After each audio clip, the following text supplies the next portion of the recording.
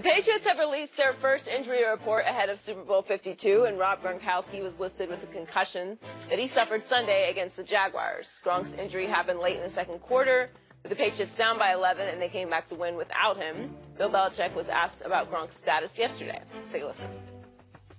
Can you give us an update on Rob Gronkowski? Has he finished his concussion protocol? Do you expect him to play?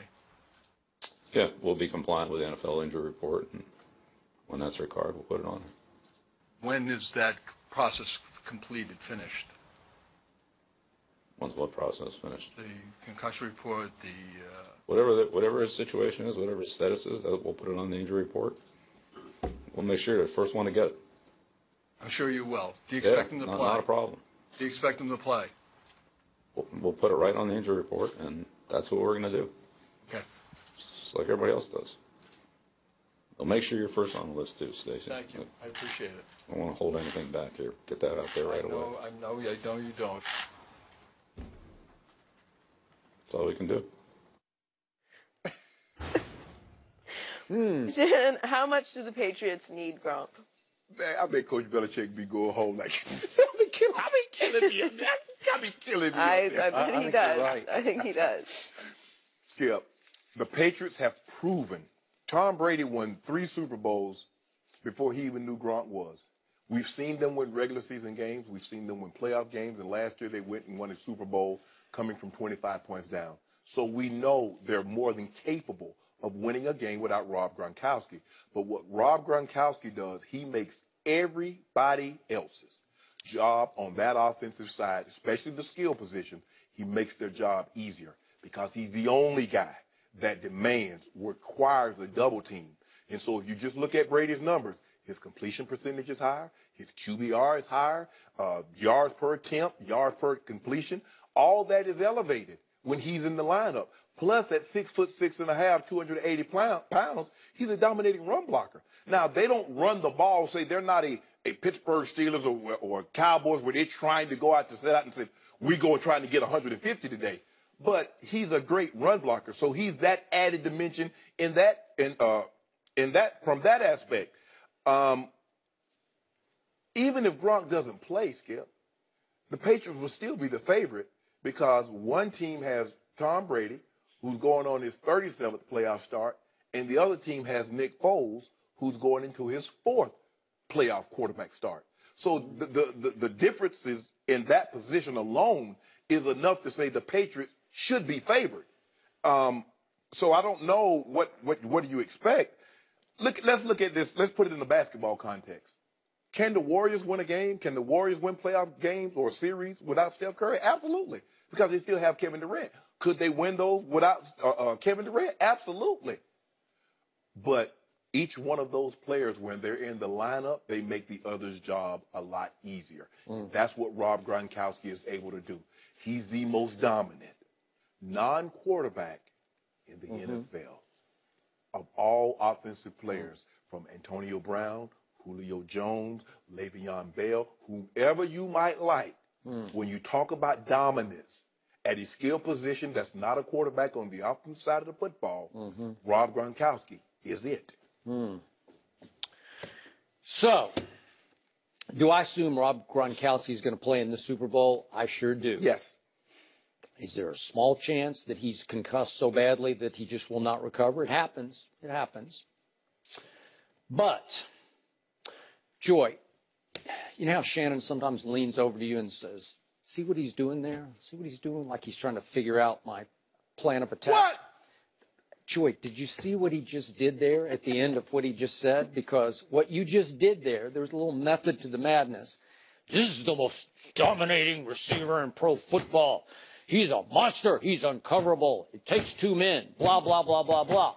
You went so far when we were in New York early in our undisputed existence for the UFC Madison Square Garden. Yes. I remember that Friday, you went all the way over the top, and you openly admitted that Rob Gronkowski was now the best tight end. But see, what you didn't realize, Snoop had already got me that package. Oh. So I took that package to New York with me, Joy, so before I came on the set. Oh, so now you're walking that one back. Skip! Okay. Yeah, okay. So the method to the madness, Joy Taylor, is that he's just trying to discredit Tom Brady because he wants everyone to know that it comes across that Gronk is making Tom Brady. Like Tom Brady isn't quite as good without that. He's got a huge advantage. No, I didn't. Yes? I prefaced it by saying Tom Brady won 3 Super Bowls before he even knew who Rob Gronkowski was. Well, I have come to this conclusion. I believe the New England Patriots are a little better without Rob Gronkowski. You must be. I must be.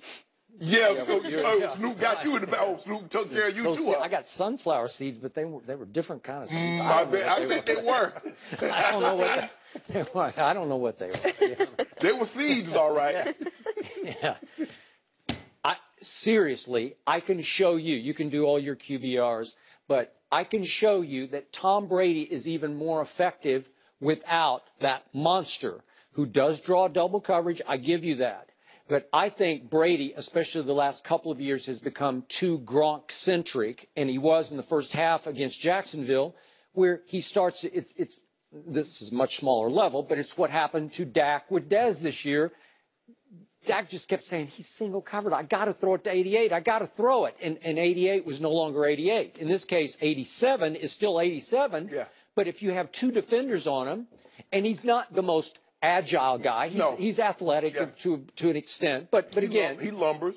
He lumbers, and so occasionally, like Tom threw him one ball, he's always going to try to throw back shoulder or high and outside where only Gronk can go up and snatch it. And sometimes he gets a little awkward and gets a little out of rhythm, and he went up and had one that hit him in the hands, and he couldn't come down with it. And to me, some of Tom's worst decisions are made when he forces to 87, and you just don't need to do it because even though all the rest of the receivers are just a bunch of guys to me, they're okay. Some of them are pretty good. Some of them are just decent. But if you spread the ball, it starts to be more unstoppable than the unguardable Gronkowski because look what happened Sunday. With Gronkowski in the lineup, obviously all the way up to the end of the half, Tom threw for 112 yards and no touchdowns, and they trailed 14-3. Then Gronk's gone, and from that point forward, Tom throws for 178 yards, and they win 21-6. Well, I can just show you that Jacksonville was having a harder time covering the field without Gronkowski. I think the Jags defense relaxed also because so much was focused on stopping Rob Gronkowski, and that's just natural, Skip. Their best offensive player that's not the quarterback gets out. You start to relax, like, oh, we got this now. We're not worried about anything. But they're still they're a machine. Skip, think about this. Rob Gronkowski's probably missed the equivalent of 2 seasons. They haven't cut him. They haven't asked him to restructure his contract. You know why? Because they know how special this young man is. He's a very, very special talent. And I'm not, Skip, it's been proven. Tom Brady threw for almost, 460 yards last year in the Super Bowl without Gronk. They won a Super Bowl. But he makes everybody's job so much easier. That huge Skip, you got to be almost perfect to throw the ball to those receivers because they're so small. But with Rob Gronkowski, that's 6'6", that catch radius is he doesn't have to be perfect. He's almost perfect. There have been times that he's been perfect. But you can be imperfect, and Gronk will still make a play for you. That's how talented he is. Last year's Super Bowl, obviously they're down 28-3. Yes. If Gronk is in the lineup and obviously missed the last 8 games, Rob Parker saying, no Gronk, no hardware. And all of a sudden, in the 4th quarter and overtime, Tom Brady throws for 246 yards. How did he do it? Well, obviously, if Gronk is there, he's trying to force, he's trying to make a play to Gronk. No, he wouldn't have to, Skip. You know why? Everybody else would be wide open because you still better put 2 guys on him. But I still say Tom, who loves Gronkowski, is still Gronk conscious to a fault where, I'm going to try it. It's a tight window, but I'm going to try to force one up high and outside, see if he can catch this. And all of a sudden, you're flipping it to James White. And then there's Edelman. And then there's Amendola. And then there's Chris Hogan. And it's hard because they're all just pretty good, but they're all high wavelength with Tom Brady. You know, they all have great rapport and connection. Well, how about this here? With Gronk in the lineup, the Patriots' ceiling is a lot higher. I don't think so. I disagree. I don't think it is. Really? I just don't. Well, look at the last 8 games last year. Was that not a high ceiling? He had 17 touchdowns to 4 interceptions. But look at, He averaged 310 yards passing a game. I don't know. That's pretty great. But the year that he won the MVP, Skip, I mean, think about what he had. When he won the MVP, he had Randy Moss. The next time he won the MVP, who was also there? Rob Gronkowski. Okay, but to me, 07 was completely different than this. That's extreme firepower where that guy is unguardable behind the defense. Gronk's not going to run by people. Oh, he can still get, but here's the thing, though, Skip. But what he does is that when you're doubling him, that means guys are going to even be more wide open. And then, because he lifts the coverage so far down the field, you dump that ball to James White where it might have been a 5-yard game with Gronk in the lineup. Now it's 12. Now it's 15 because you got to respect him, Skip. Everybody goes into the game plan. And they point to one guy. We got to stop 87. That's the guy that puts fear in you. I mean, yeah, you worry about Tom Brady, but that's the defensive line guy. But the secondary, he's like, we must know where 87 is at all times. Skip, he's a special talent. I think the Brady haters, one across from me, use Gronkowski as a way to discredit Brady. Like, well, he makes Brady because Brady's got one guy that nobody can stop. No, Skip. But wait a second. Look what he keeps doing without that guy. Skip, he won 3 Super Bowls. He was a league MVP, a unanimous MVP, before he even knew who Gronk was. How's that discrediting him? You give him more firepower. Look, we had an unbelievable military, but when we got that atomic bomb, that was the game changer. We were fighting, had all those tanks. We had those Abrams and those Bradley tanks, and we had those Chinook helicopters. But we had all that firepower. Tom Brady would have won the war without the atomic bomb. He would have. Now that somebody else had it first. And that's the game changer, Skip. He's the game changer. Can they win without him? Absolutely. They've shown they can win regular season games, playoff games, even a Super Bowl. But their ceiling is much, much higher with he's in the lineup. You know that, Skip. Go ahead. I don't know Skip, that. just because you say Rob Gronkowski is great doesn't mean you diminish Tom Brady. Yeah, yes, it does. No, it does not. It does. So then how do you explain that he threw for 246 yards in the fourth quarter in overtime without Gronkowski? How do you do that? Skip, because he's Is that done just it. another tribute to the greatness of Tom Brady? Let me ask you a question. Has he ever thrown for 400 yards without a Rob Gronkowski in the lineup? Of course he has. He threw for 500 yards without Gronk being in the lineup. He's great. But, Skip, Kareem was great. And he said it, when Magic got there, it made my job easier. Magic was great, but Kareem made his job easier. Larry Bird, all these guys are great players, but when you surround them with other great players, it makes their job easier. The ceiling is higher. It doesn't diminish the other guy. Only you would think that I'm saying Rob Gronkowski because he elevates their ceiling and what they can be offensively. That diminishes Tom Brady. Yeah, but he's not a run-after-catch guy to an extent that he just gashes you, like for touchdowns. No, these other guys give you paper cuts. Rob Gronkowski is sending you to the trauma center. Boy, I don't know, because it's harder to figure out who are we going to double. We're going to double Amendola? Why would we double Amendola? Oh, Cooks. Okay, let's double Cook. Really? Let's Cook. Guess what? When you go into the game and you see 87 out there, we already know. We ain't got to ask no questions who we doubling. You already know who getting the double team. And I already know that Brady will probably force 4 balls in the first half to 87. He didn't force any balls on Sunday. Gronk dropped some balls that he normally makes. The catches that he would normally make, Gronk dropped them. That's what. Listen, stop trying to. You see any drops after he went out of the game? Nope. Brandon Cook dropped one. Had one wide open. Dropped it. No, he did. Yeah. That's the only one I saw. Skip, it happens to human. Only you wouldn't drop a pass. Probably not. Or whatever. But the point is that they won 21-6 without Gronkowski. How's that possible? But let me ask you a question. That seems like that ceiling was much higher against Jacksonville. But it's Jacksonville. They took their foot off the gas. Whoa. No. But you keep saying something about that 21. Yeah. Can you talk to us about that 6? What did Tom Brady? What role did Tom Brady play in that 6? It didn't really matter. He was scoring 21. That's all you needed. So let me ask you a question. So Tom Brady scores 21 and the Jags score 21. Who wins the game, Skip? Well, obviously. Exactly. That's my point. Obviously. Skip, I love when you make more points for me. You do something that will work for me. Wait a second. Bill Belichick used to stand on the sideline game after game thinking, Well, if I can just keep it close, my quarterback will win it again in the end. Yeah, Wow. that's what he said. Huh? Look, Is that not the ultimate comfort? I'm going to keep it close. I ain't going to let him score for 6 points in the second half. So if you're backing off Gronk is the best tight end, then who is now? You been on that? Man, Skip, I didn't say nothing. Yeah. Okay, Tony's the best. Huh? I know you don't believe that. Not of all time. Oh, all time. And it all depends on where you're located. Okay, all right. If you're in the Midwest, you're probably going to say Dicker. I got to say, Jason Witten is making a case.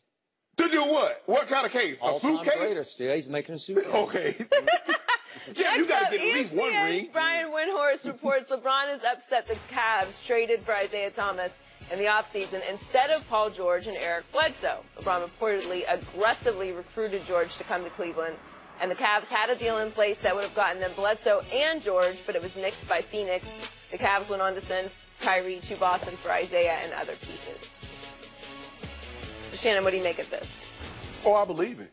I believe it. Because under any analytics, any metric that you use, Isaiah Thomas is not the player that Paul George is. And here's the problem with Isaiah, and you've said this and I've said this.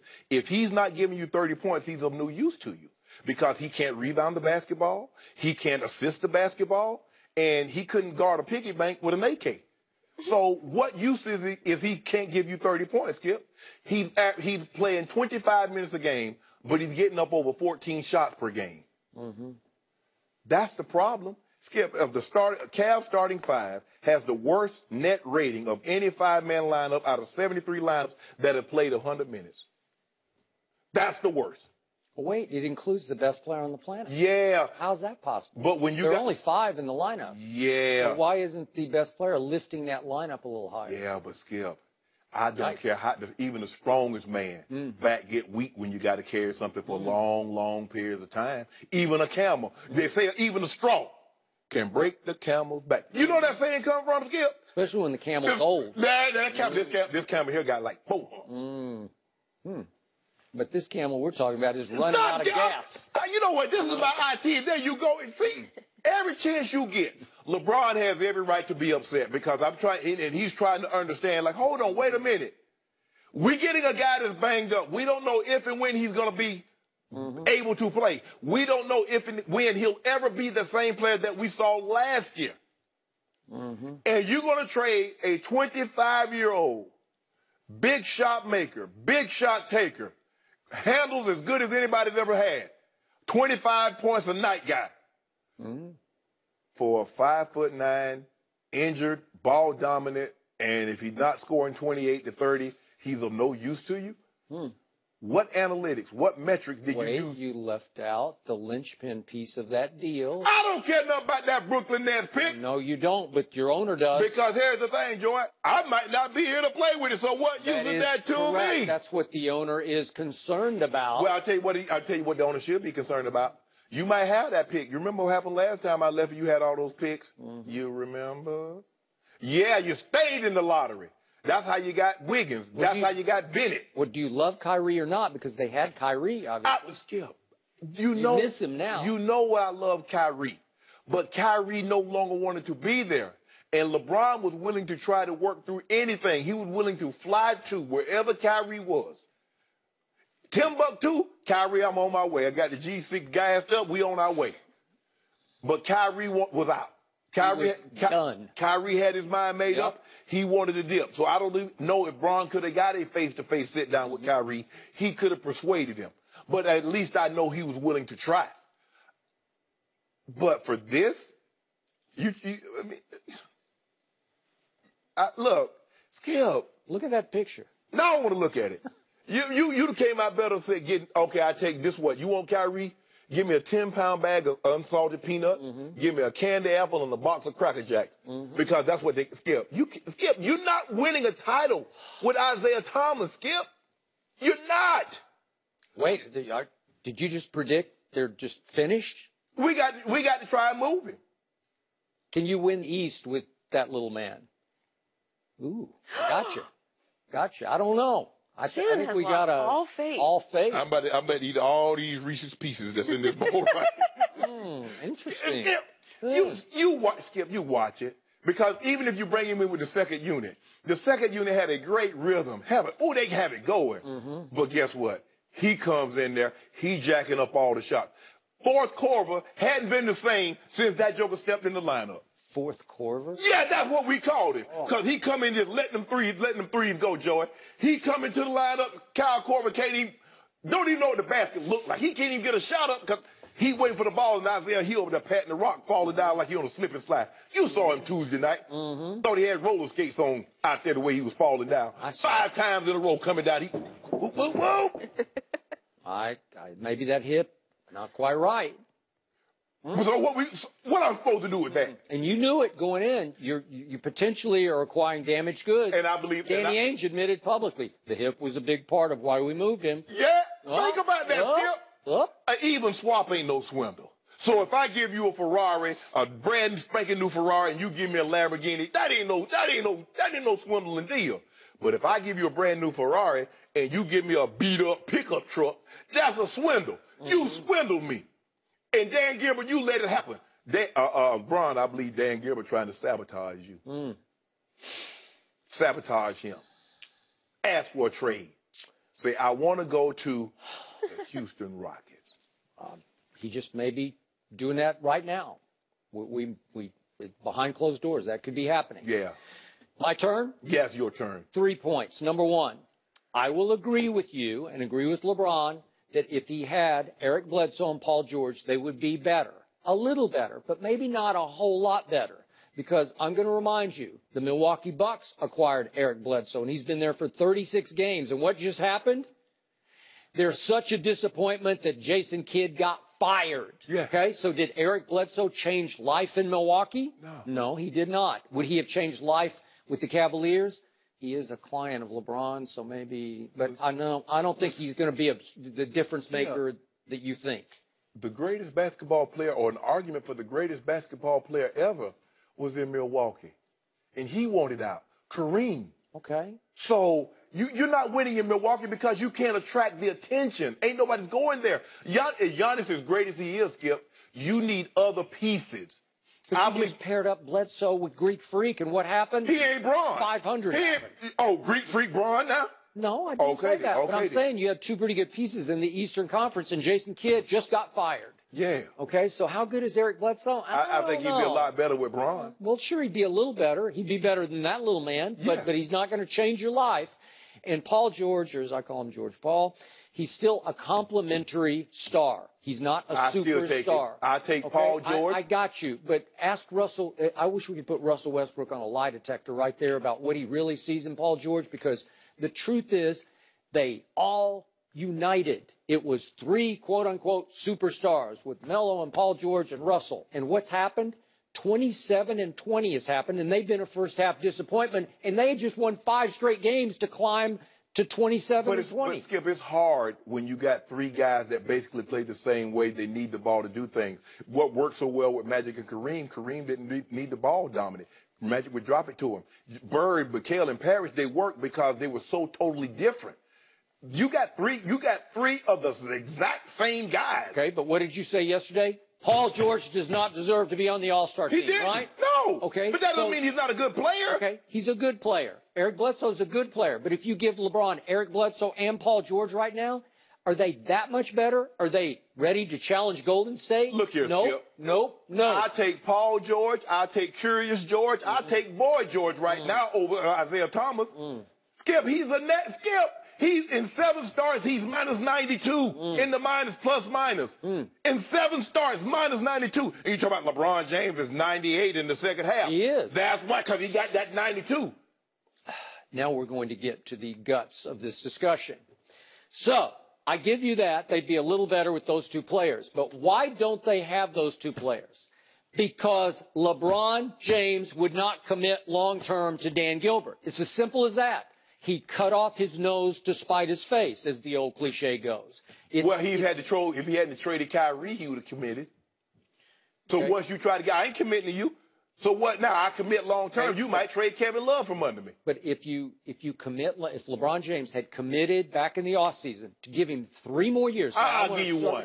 Okay, even 1, but 3 would be really nice, because then you could really wheel and deal, because you got your whole card. You got your ace in the hole. You got LeBron. Yeah. And you can send out the message, we've got LeBron for 3 more years. LeBron can send out his own message. LeBron got everybody's number. He got more numbers than Dan Gilbert. I know, but it's the classic catch-22, or in this case, catch-23, because Dan Gilbert's saying, I got to take a deal that's going to protect me for the future because I don't have LeBron for the future. So he wanted to take the deal from Boston because he got the Brooklyn Nets first-round pick. Well, let me tell you what's going to happen.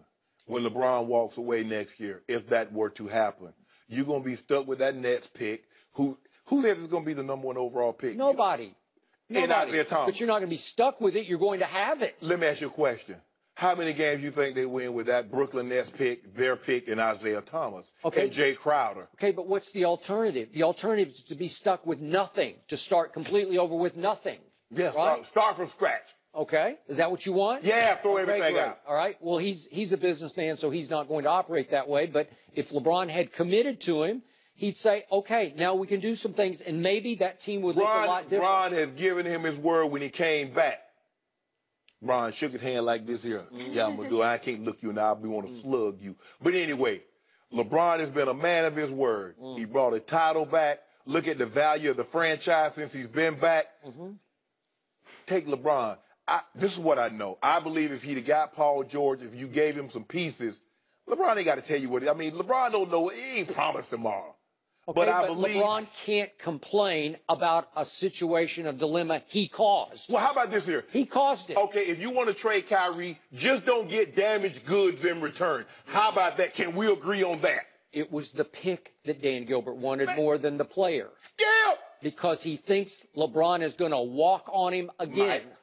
He will. Well, no, LeBron, we got an agreement, Skip. We got a handshake deal that when LeBron's done, we're going to be able to buy the Cavs. So you can't have it all. You can't have Why it can't both you? ways. Because LeBron still insists on taking max money. Yes! And I'm going to remind you once again, the great Tim Duncan in his last 4 years averaged under $10 million a year for those 4 years and took $6 million in the final year. Tim Duncan in his best wasn't good as LeBron James. Oh, he was pretty great. And everybody keeps talking about, you want your cake and eat it too? Hell yeah, that's why I bought it. I want cake, pie, whatever else I want to eat. Skip Bayless, you need to stop Who has this. more championships, Tim Duncan or LeBron James? Oh, who's the best? Help me out. Not championship. So that's how we qualify? Well, you want to talk about leader? I'll take as a leader of the franchise. I'll take Tim Duncan over LeBron James. So not Will Chamberlain. Bill Russell is the greatest basketball player of all time. No, but I'm just Why saying. not? Tim Duncan. Who has more championships, him or Michael Jordan? Who's a better leader, Tim Duncan or LeBron James? You know I got you on that one. 'Cause it's Tim LeBron! Duncan. It is not. LeBron's a terrible leader. Let me ask you a question. He's always finger pointing, blame deflecting. Let me ask you a question. If LeBron James had Greg Popovich for 15 years, does he have less or more than 3 titles? You think LeBron could play for Pop for that long? Yeah! I just don't know if Pop would put up with him for that long. What you mean put up with him? The drama queen? My God. A guy that's in the number 2 slot on Mount Rushmore, you talking about put up with. Some things you just do, Skip Bayless. Do Patriots haters need to be quiet? We'll discuss that next. LeBron haters need to be quiet.